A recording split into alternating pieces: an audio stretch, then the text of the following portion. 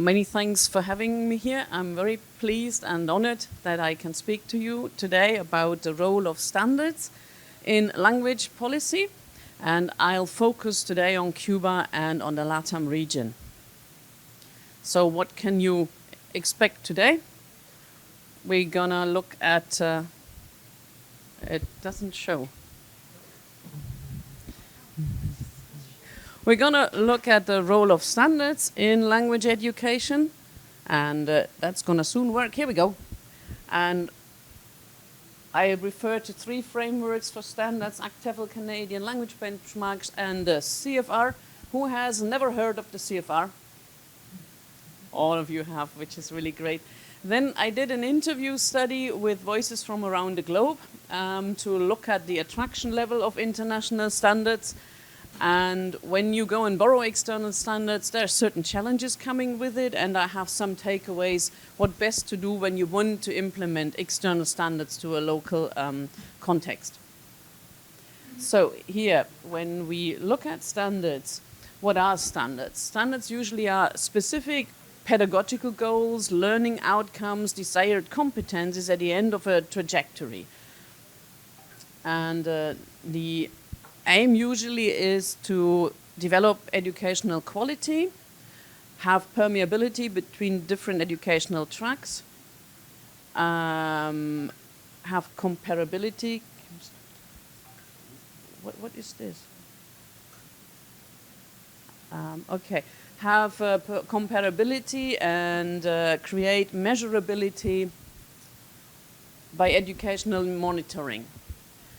The effects of such standards in education can be standardization, that you get an equal and a comparable goals in learning and teaching. They could be harmonization in areas where you had different goals, different teaching styles, but the universalization could also lead to a loss of local variation. It could lead to a loss of local ecology. So you have to bear in mind that you don't lose your local history, your local way of teaching and learning. And usually, when you want to start developing standards, there is an impulse. You need somehow a perceived need. Like it was here in Cuba, the ministry had a perceived need to introduce new standards. And usually you also need an analysis of the local context to make sure you're not losing local ecologies. You really have to look into what's happening in the local context. And when you then start developing standards, you can either develop your own with your local expertise from your local context, or you look outside what is already out there in terms of external existing standards, which you could borrow or adapt. And when we look at external existing standards, we have usually worldwide 3 that are very influential. You may have heard about ACTEFL. They are the American Council of the Teaching of Foreign Languages. They are proficiency guidelines, and they have a test that they call the gold standard. That's what they call it. And they have 5 proficiency levels. Then we have the Canadian language benchmarks. There are national standards in English and French. In Canada, focus on the immigration context. And they have a 12-point scale with 3 main proficiency levels. And then we have the one that you may be most familiar with, the CFR. And the CFR is not a standard. It's not meant to be the gold standard. It's not a test. It's not a means of teaching. But it is a language policy instrument by the Council of Europe. It describes relevant aspects. It doesn't prescribe. It just wants to be describing, and it provides a common meta-language for us to be communicating about what our learners can do. And it has a prescriptive framework. These are the scales that you're all familiar with. It describes on 6 levels of proficiency for different horizontal aspects what learners can do. And that's not meant to be a standard. It is a framework that you are welcome to use and adapt to your context. And when we then look at how attractive these standards are around the globe, I did an interview study. At the moment, I had 36 interview participants, and I asked them for the policy attraction of standards such as the CFR on educational policy And we also did a literature search. We found in the recent 12 years 69 publications on the impact or introduction of the CFR or alignment projects around the globe. Limitations of my study, of course, are that it's a convenience and snowball sampling. I asked my network of assessment specialists. I focused on assessment. Many regions are still missing. I just found a new region in Costa Rica. They have also adapted the CFR. So it's a work in progress, kind of. Where do my interview participants come from? They come from all over the world. And we have Cuba here. Costa Rica we now have as well. You see, I have a lot of people from the LATAM region. And I have a lot of white space where I didn't find anybody. And that's the literature. And this is where the literature comes from. And you also see Cuba and some of the Latin American regions. So this is my databases. And when I analyzed the data, excuse me, I found 5 major approaches in the different regions to the framework attraction. One is the not applicability. So there are regions, they don't use an external framework. There is no influence discernible, but mind that my data are limited. Then we find regions that are called the crosswalkers, and that's mainly in Northern America. They use their local existing standards, ACTEFL and the Canadian language benchmarks. They compare them to other existing frameworks, so this is the crosswalk, but they use their own, basically. And then we find regions which I call the adopters, and that's regions where they use the CFR as it is, as an external framework. Like in Cuba, the ministry adopted the level B1 as the exit standard for higher education. So that is just an adoption process, and that happens all across the world. And then we have areas that regions that go deeper, and they are the adapters. They adapt the CF wording, they take the descriptors, and they make them relevant for the local context. And that's what we did in our project. That's what the curriculum group did. That's what you did in Costa Rica. So we find quite a few regions here. We also find localized frameworks like in Japan and Taiwan. And in Qatar, they had their own CFR versions. They developed their own local version. And in Chile, they developed a teacher education framework, which are based on the CFR. So they made it really locally relevant. And then we have areas which I would call the DYO, do your own. And this is, for example, in China and also in Brazil. They look at the other frameworks, they decide, no, they're not good for us, we develop our own. We refer to the other existing frameworks, but we need our own. And these are the 5 major approaches I found in my data. And of course, they're not mutually exclusive. You in Cuba, for example, you chose an adaption process. So you can mix the different approaches. And when we look at the world map in which region we have which approach, you see the Northern Americans use their own. You see China and India and Australia and South Africa. They don't use an external framework. You have China and Brazil doing their own. And here you have, when we then focus on the LATAM region, what we have here is you find a lot of adopters and adapters. And when we look a little bit deeper into the regions, okay. It's not working any longer here, whatever, but it's working here. So in Cuba, as I said, you have an adopt-adapt process. The CFR is very well known in higher education here. Everybody knows it. The ministry adopted the CFR B1 exit level as the framework and also for the curriculum. And then the local project teams went and localized the CFR. So this is really an example of good practice. And when we look at the Vital LATAM region, we find a huge variety of approaches. The CFR labels are widely known, and mainly it is via English. English is the entrance door for the CFR. And what we find in some regions that international tests and international publishers have a huge influence on promoting the CFR, because those are all aligned to the CFR. And you find a varying stance towards the CFR in different regions. And you also found in the data, we heard voices that said the indigenous languages are at risk to be lost because English is so much promoted. So that's maybe not so much a concern in Cuba, but in other regions like in Mexico, that was a huge concern. And in Mexico, they adopted the CFR, but then they developed their own CENI framework to align all the different tests. In Brazil, they did their own guidelines for bilingual education. They have a rather critical stance to the CFR. And in Chile, they adapted the CFR in a bottom-up approach to have a teacher education framework aligned to the CFR. And I recently heard in Costa Rica, they also adapted the CFR for teaching and for assessment. So that's really great to see how the CFR is localized in this region, and that's really good to see. When we then look at introducing the CFR, it doesn't come without challenges, of course. And I guess you all can talk about the challenges we had when we want to localize this.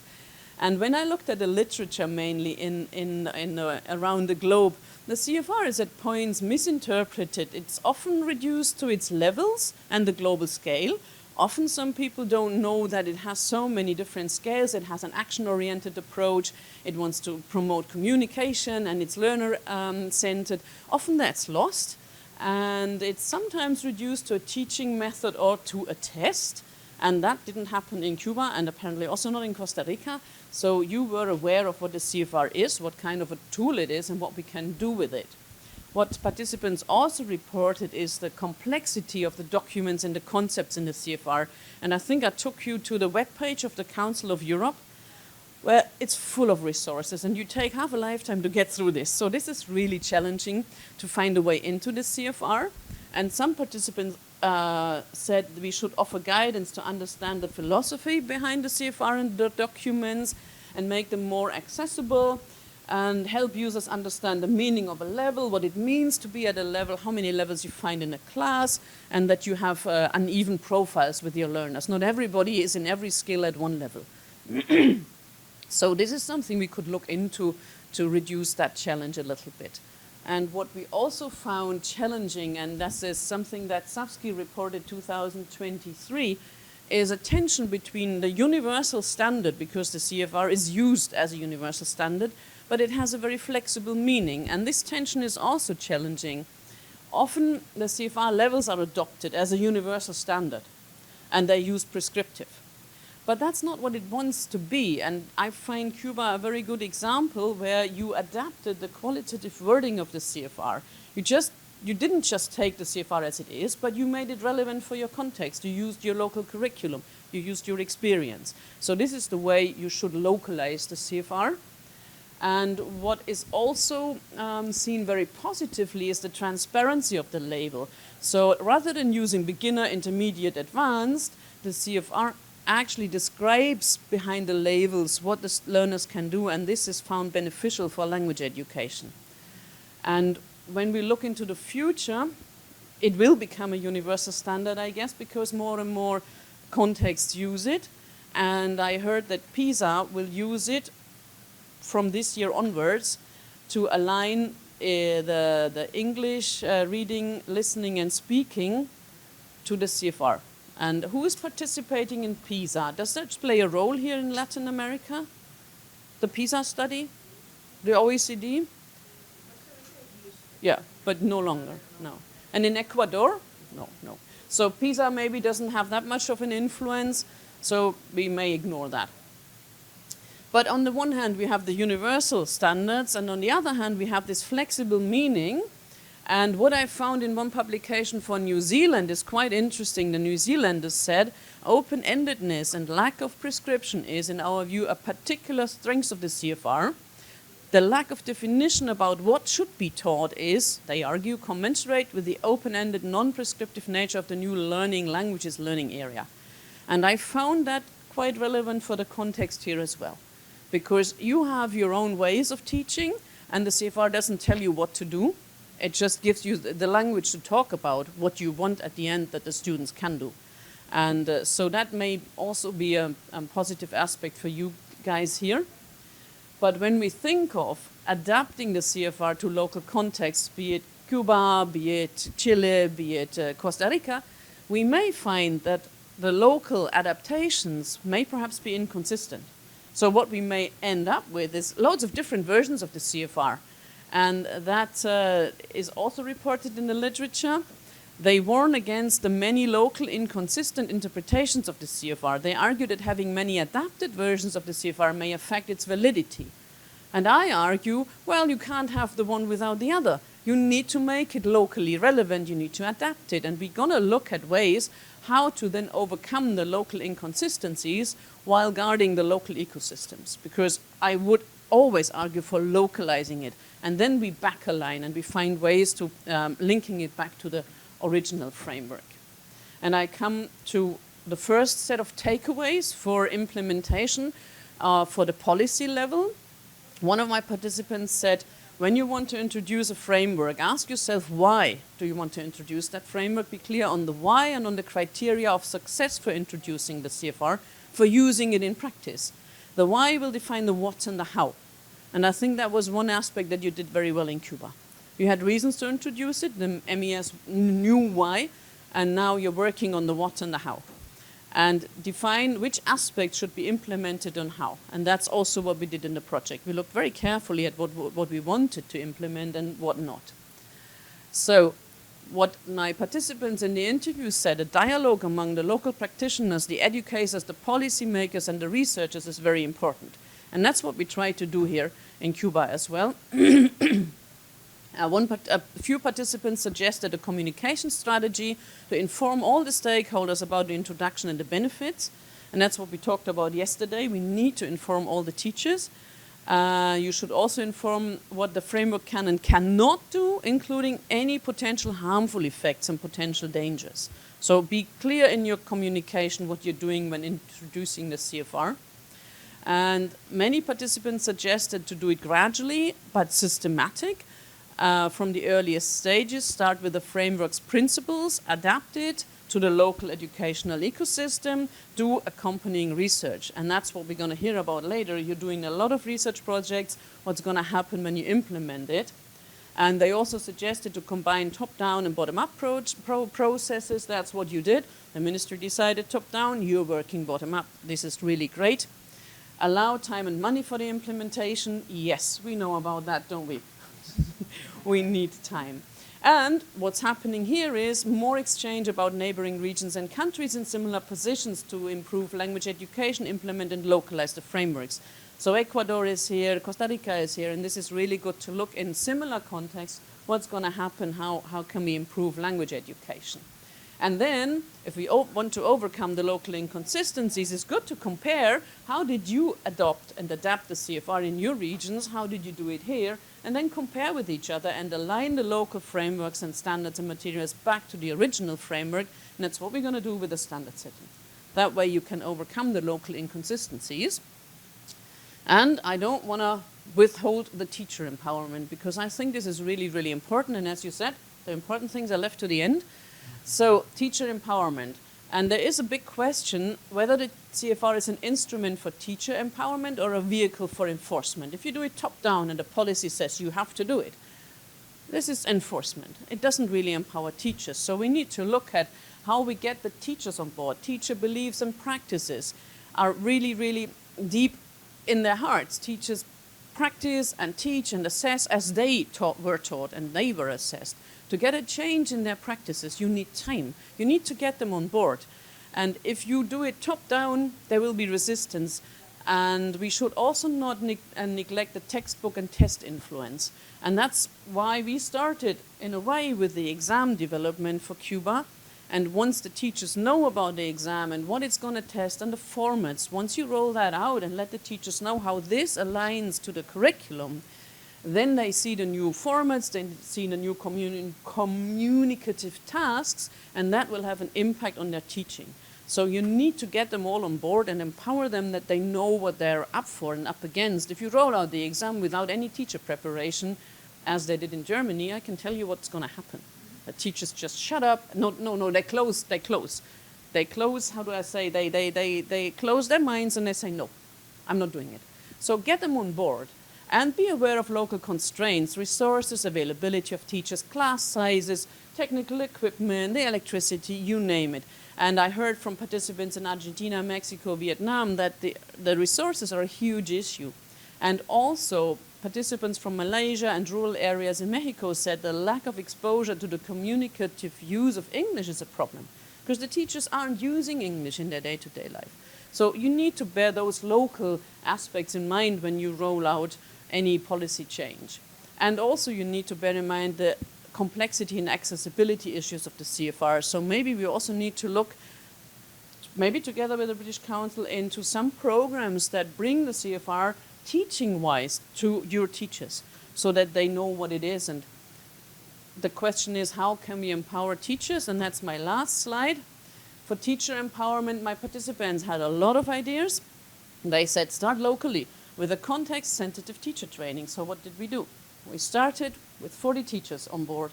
And the idea was to train the trainers so they can go to their regions and train other teachers. So encourage critical, deeper level engagement with the CFR.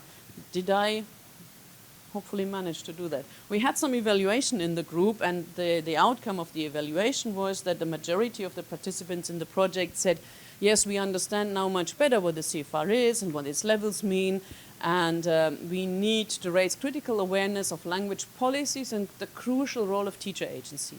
You cannot implement a change in a language policy right down to the classroom level if you don't get the teachers on board. They play the crucial role. They are the agents of change.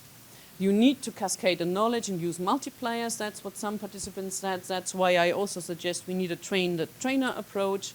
And it's crucial to reconfigure the CFR in the teaching and learning materials. We have to help the teachers to see what could good communicative tasks that are action-oriented, that activate the learners, what could they look like? How can you implement that in the classroom?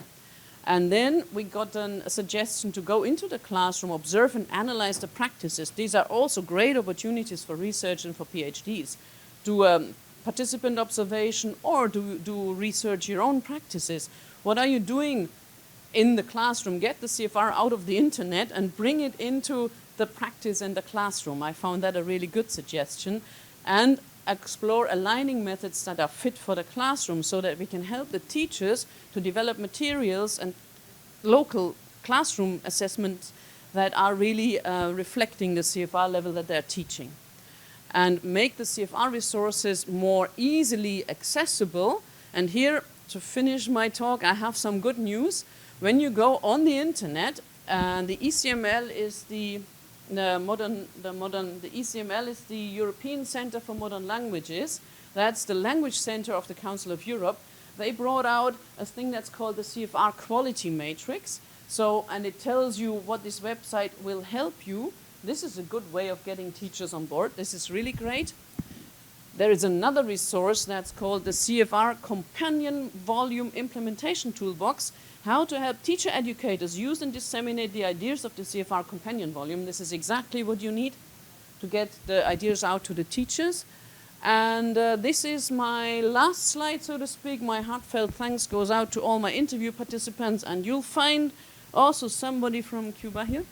Not yet, Geraldine, but we'll have an interview later. So many thanks for your attention. And I guess we have some time for questions, perhaps? Yes. All right.